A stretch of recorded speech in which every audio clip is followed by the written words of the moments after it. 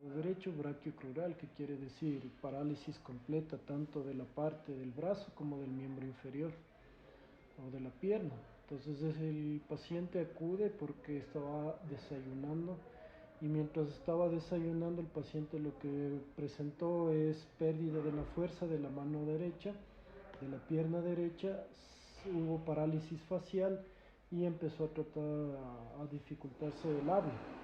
Entonces, eso lo que vieron los familiares es directamente que acudieron, en el momento en que pasó eso, acudieron urgentemente hacia emergencias. En emergencia nosotros encontramos, según la valoración del médico especialista, que tenía un NIS de más o menos 8. ¿Qué es el NIS? El NIS no es otra cosa más que una escala en donde nosotros vamos a ver el nivel de complicaciones que podemos tener. Lo normal es para nosotros poder introducir un medicamento que se llama Alteplase. Este Alteplase no es otra cosa más que un fibrinolítico, que lo que va a hacer es destruir por completo todos los coágulos que se pueden presentar en el organismo. Entonces este Alteplase se va a dar máximo con 4.5 horas, es el tiempo máximo de administración. Entonces, porque el paciente no llamó a la ambulancia, sino esperaron un poquito a que pase alguno de los síntomas o esperaron a ver emergencia, a lo que llegaron ya no podían realizar la administración de este medicamento y tenía un NIS muy bajo. Entonces se dice que normalmente un paciente con NIS menores de 5, menores de 4 no se puede administrar este medicamento, ni tampoco en pacientes mayores de 21. ¿Por qué? Porque esta escala lo que nos va a dar es principalmente un rango de ver cómo están los síntomas en el paciente. Entonces lo más importante aquí es de que el paciente tuvo una hemiplegia, es decir, no pudo mover ni tanto el brazo como la pierna, parálisis facial y en este caso disartria. Al momento de realizarle la valoración, siempre aparte de realizar la escala de NIS, nosotros realizamos una escala en emergencia que se llama de Cincinnati, en donde nosotros vemos glucosa, vemos presión arterial y todo lo demás que nos pueda conllevar a darnos, qué sé yo, la diferenciación entre un accidente cerebrovascular isquémico de un hemorrágico, ¿ya? Entonces nosotros lo primerito que vamos a hacerlo es diferenciar, ¿no es cierto? Si es un paciente que tiene una, un accidente cerebrovascular isquémico o un hemorrágico. ¿Cómo vamos a hacer eso? Directamente con una tomografía en el caso muy necesario, que es el estándar, ¿no? Recordemos que cuando nosotros tenemos una hemorragia, los resultados en la tomografía son inmediatos, mientras que en la parte isquémica nosotros no vamos a observar la zona isquémica. Lo único que podríamos observar siempre y cuando haya una buena imagen es el síndrome de la cuerda, que no es otra cosa más que la dilatación de las arterias que en este caso están taponadas. ¿Hecho? Entonces nosotros lo primordial que nosotros vamos a encontrar ahí es de que en la tomografía no se observa la zona infartada. Nosotros encontramos la zona infartada a las 72 horas, es decir, a los 3 días después de haber iniciado los síntomas. Entonces este paciente lo que se hizo es, se sobrepasó las 4.5 horas del alteplase, por lo que no se le pudo administrar. Entonces el paciente lo que se hizo es estabilizarle hemodinámicamente, es decir, poner una vía con solución salina o solución isotónica, que puede ser tanto lactato Ringer como solución salina. Y después de eso lo que nosotros realizamos es principalmente viendo, descartando que sea un accidente cerebrovascular hemorrágico, iniciamos ya el tratamiento para tratar de en algo destapar un poquito esa parte del infarto, de la isquemia, ¿no? Entonces lo primordial que hacemos en los pacientes es una isocoagulación con anticoagulación también, que en este caso sería la enoxaparina. Nosotros utilizamos la enoxaparina, que es una heparina de bajo peso molecular, que lo que va a hacer que la sangre se vuelva un poquito más líquida del usuario. ¿Okay? Además de eso, nosotros también utilizamos clopidogrel. El clopidogrel no es otra cosa más que un isocoagulante, no es anticoagulante, es un isocoagulante, que lo que va a hacer es tratar de evitar de que se agreguen más las plaquetas. Entonces es un antiagregante plaquetario. ¿Listo? Entonces nosotros lo que hacemos es eso e ingresamos directamente al paciente al, al servicio de neurología. En nuestro servicio lo que hacemos directamente es mantener presiones, es decir, el paciente, en este caso, no observamos ninguna hemorragia activa en la tomografía y se le ingresó directamente ya a neurología. En neurología lo principal que nosotros tenemos es el hecho de que el paciente debe entrar en NPO, es decir, no se le debe dar nada por vía oral, se debe hacer los controles de los signos vitales. Los controles de los signos vitales pueden ser cada 4 horas, cada 6 horas. El paciente ingresa con valoración de escala de NIS también, que se va a hacer por lo menos 2 veces al día. Ingresa con hidratación basal, que en este caso puede ser en relación al peso del paciente. Se le ingresó con 60 ml por hora, que es lo normal para un paciente, o también en relación a la estatura o a la masa corporal nosotros podemos dar hasta 80 ml hora, que eso es lo básico, ¿no? Para cubrir todas las necesidades, que en este caso son respiración, defecación e incluso la micción. Entonces eso son lo básico que nosotros debemos cubrir en líquidos. Entonces se le ingresa con eso, se le ingresa con la enoxaparina, se le deja al paciente en semi-Fowler. El paciente siempre debe estar en semi-Fowler, que es otra cosa más que la posición casi sentado que adopta el paciente. Los libros dicen que semi-Fowler debe ser a 30 grados la cabecera, ¿no? Pero nosotros utilizamos casi entre 30 a 45 grados de elevación de la cabecera para evitar y exista mayor flujo cerebral y evitar de que exista otra migración de coágulos. ¿De hecho? Entonces nosotros en medicación utilizamos la enoxaparina, que en relación al peso del paciente se utiliza de 0.1 miligramos por kilo. En este caso vienen en ampollas que se ponen subcutáneas de 40 y 60 miligramos. ¿Ok? Entonces nosotros utilizamos la enoxaparina, utilizamos el clopidogrel y la simvastatina. La simvastatina es un medicamento que lo que va a estar dirigido es directamente al colesterol y los triglicéridos, pero tiene un enfoque mucho más al colesterol. ¿Por qué vamos a dar en un accidente cerebrovascular esto? ¿Por qué? Porque el paciente amerita principalmente que, como existen taponamientos de las arterias, lo primero que puede causar un infarto, una isquemia, también son excitaciones de los vasos. Entonces los vasos posteriores se contraen, ¿ya?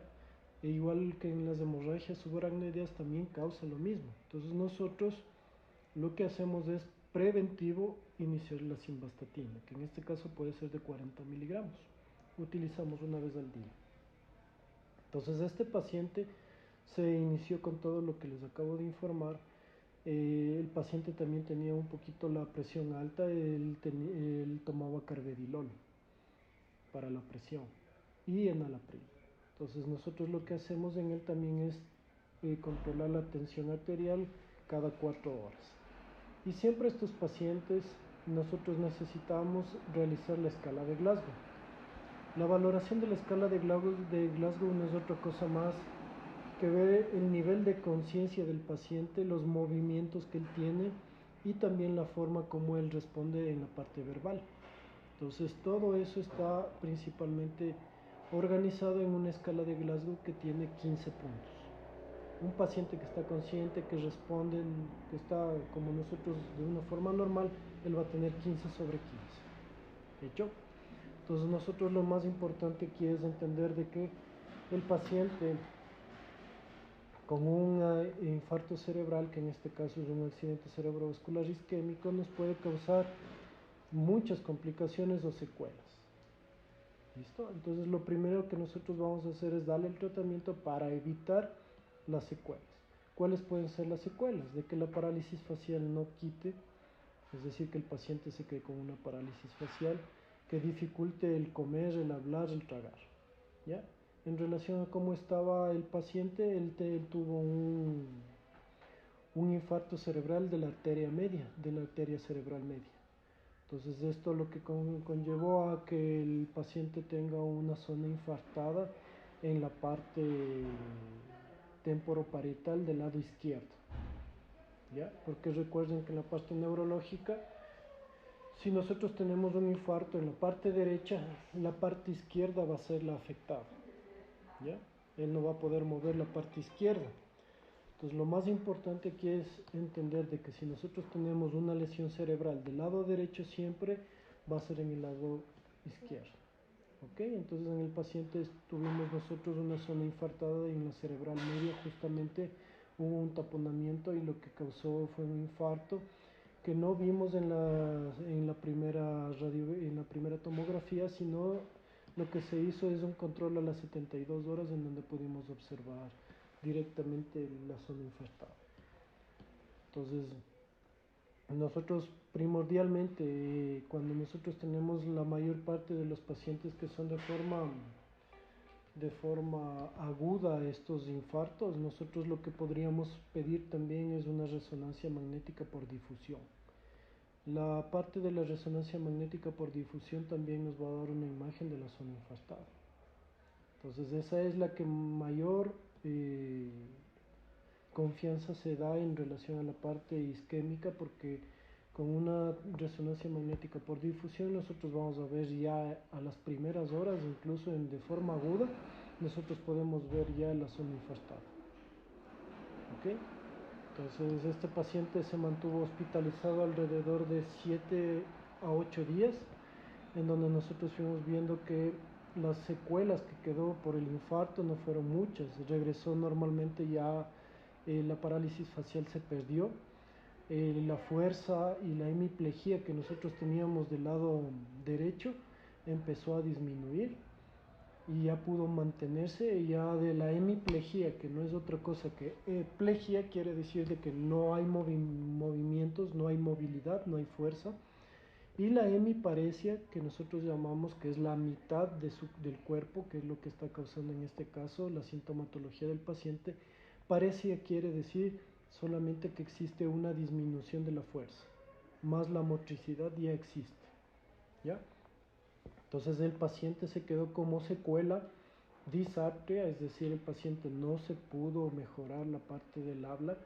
Todavía había en momentos en los que él trataba de conversar, pero disartria quiere decir de que no hay una buena vocalización, ¿ya? Se trababa y todo lo demás. Entonces, la disartria fue una de las secuelas que sí quedó en el paciente, y la hemiparesia de mi cuerpo derecho. Entonces, esas fueron secuelas que incluso hasta el día de hoy, ya en los controles después de varios meses, todavía se presentan. ¿Ok? Entonces, ¿qué es lo que debemos hacer para tratar de evitar las secuelas? Principalmente fisioterapia. ¿Ok? La fisioterapia es importantísima, más que todo en la parte del infarto. ¿Por qué? Porque al nosotros tener un infarto, la fisioterapia lo que nos ayuda a hacer es ayudar a la movilidad. ¿Hecho? Entonces nosotros tenemos lo más importante que iniciar es la fisioterapia. También la parte psicológica es muy importante. ¿Por qué? Porque hay que mantenerle al paciente sabiendo de que nosotros podemos tener muchas secuelas, de que el paciente pueda quedarse sin poder caminar de la pierna derecha, sin poder realizar movimientos con su brazo derecho, o por último no poderse comunicar directamente con los familiares. Entonces la fisioterapia es muy importante, pero también la terapia psicológica, tanto para el paciente como para los familiares, es importante, ¿no? Y causa aquí un nivel muy interesante, que muchas de las veces no nos damos un chancecito o no nos damos un tiempo para darle una terapia psicológica también a los familiares, porque ellos son los que van a cuidarle y van a mantener su nivel o su calidad de vida muy alta. Entonces el paciente se mantuvo más o menos entre 7 a 8 días, como ya les acabo de informar. El paciente ya fue caminando, claro que con cierta dificultad, pero para la hemiplegia que nosotros manteníamos, es decir, no había movilidad, estaba como muerta la parte de la mitad de su cuerpo derecho, luego ya pudo tranquilamente empezar a caminar. Entonces, el día de hoy se encuentra el paciente con controles. Los exámenes complementarios que se piden mientras el paciente está hospitalizado también es un ecodoppler de carótidas, porque muchos de los pacientes que tienen casi taponadas las arterias de las carótidas que se encuentran en la parte del cuello, también nosotros podemos encontrar que esto causa coágulos, y esos coágulos pueden migrar directamente hacia el cerebro y causar lo que se denomina un infarto cerebral. Recordemos que los infartos no solamente son en el cerebro, en la corteza, en el tronco, también pueden presentarse en la parte cerebelosa, a la que se denomina pica, que no es otra cosa más que un infarto de la cerebral posterior, que en este caso es la cerebelosa. ¿Ya? Entonces la parte cerebelosa también va a complicar muchísimo, el paciente se marea, no puede mantenerse parado y empieza a tener dificultad para la visión, puede tener incluso dificultad para pararse y todo lo demás, y pese a que él no está de forma, no hay hemiplejías ni nada de eso. Entonces, principalmente aquí los exámenes que nosotros vamos a pedir es la tomografía, la resonancia magnética, el ecodoppler de carótidas, que en este caso debe ser bilateral, tanto derecho como izquierdo. ¿Ok? No sé si tienen alguna pregunta o algo.